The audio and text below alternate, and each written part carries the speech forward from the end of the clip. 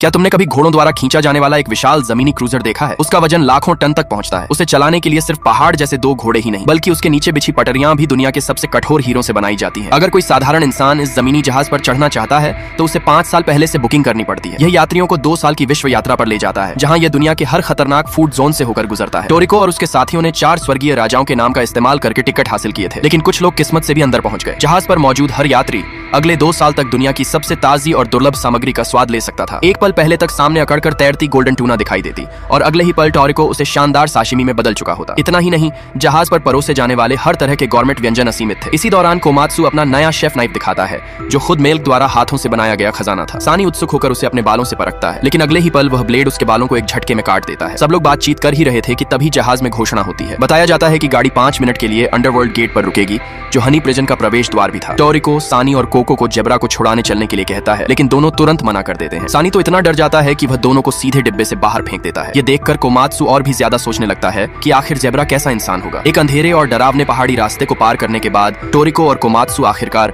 Honey prison के भीतर पहुंच जाते हैं। कहा जाता है कि इस दुनिया में 3 ऐसी जेलें हैं जिनसे हर अपराधी कांप उठता है। एक गहरे समुद्र के नीचे मौजूद है, जहां पानी का दबाव किसी भी जीवित चीज को कुचल सकता है। दूसरी आसमान में तैरती है, जो बिजली और तूफानों से घिरी रहती है। और तीसरी वही हनी प्रिजन थी, जो उनके सामने खड़ी थी। यहाँ 10 करोड़ से भी ज्यादा अपराधियों को बंद रखा गया था, और जो भी भागने की कोशिश करता उसे आसपास मंडराते खूंखार जीव तुरंत निगल जाते, क्योंकि यहाँ अपराधी सिर्फ कैदी नहीं बल्कि भोजन माने जाते थे। इसके अलावा इस जेल में फूड डेप्रिवेशन मेन्यू नाम की एक भयावह सजा भी थी। कैदियों को यातना देने के लिए उनसे उनकी सबसे पसंदीदा चीज छीन ली जाती थी। जैसे यह गवर्नमेंट ठग जिसने 10 सितारा रेस्टोरेंट्स में खरबों का बिल बकाया छोड़ा था, उसे मिठाइयां बेहद पसंद थी, इसलिए उसकी मीठा महसूस करने वाली नसें काट दी गई। और यह जुए का दीवाना गनस्लिंगर, जिसकी आनंद महसूस करने वाली नसें हटा दी गईं, ताकि वह धीरे धीरे असहनीय पीड़ा में तड़पता रहे। और यह तो सिर्फ जेल की पहली मंजिल थी। दूसरी मंजिल पर कैदियों को केवल जहरीला भोजन दिया जाता था। तीसरी मंजिल पर तो खाना देना ही बंद कर दिया जाता, और आखिरकार कैदी भूख से पागल होकर एक दूसरे को खाने लगते। यही थी हनी प्रिजन की असली दहशत।